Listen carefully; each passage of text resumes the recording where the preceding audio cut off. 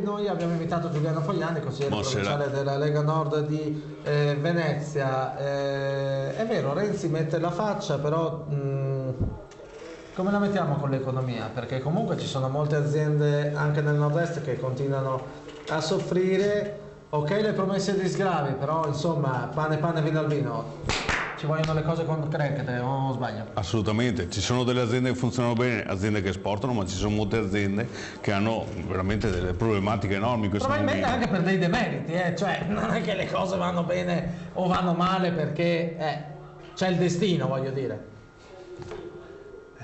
Ma non solo le aziende, di riflesso vanno male anche le famiglie, che hanno delle necessità importanti in questo periodo.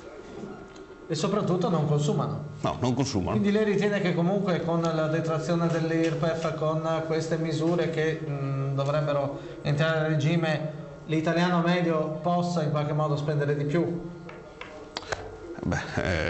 Avendolo saputo oggi, io mi auguro che le famiglie possano spendere di più, per loro e soprattutto per l'economia del nostro territorio.